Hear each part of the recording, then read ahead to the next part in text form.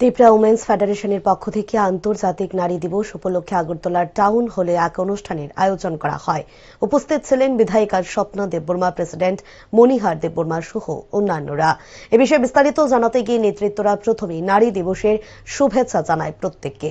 প্রতি বছরের ন্যায় বছরও এই সংগঠনের পক্ষ থেকে নারী দিবস উপলক্ষে বিশেষ কর্মসূচি হাতে নেওয়া হয়। সমাজের নারীরা যেন সর্বক্ষেত্রে এগিয়ে কাজ করার আহ্বান রাখেন তিনি।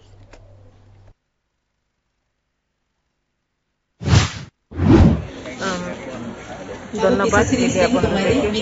প্রথমে আপনাদের মাধ্যমে যারা এই সমস্ত পৃথিবীতে যারা দেখছেন আপনাদের চ্যানেলের মাধ্যমে, তাদেরকে সমস্ত মহিলাদেরকে আমি প্রথমে আন্তর্জাতিক নারী দিবসের শুভকামনা, আন্তরিক অভিনন্দন।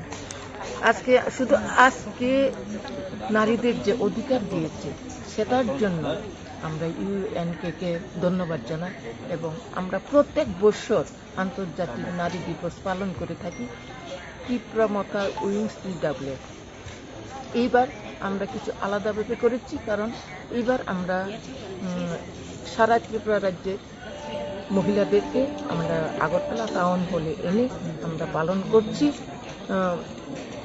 সেই জন্য আমার এটাই মেসেজ থাকবে যে সমস্ত আমাদের ত্রিপুরা রাজ্যের বাড়ির যারা মহিলারা রয়েছে, আমরা মহিলারা কেন পিছিয়ে থাকবো?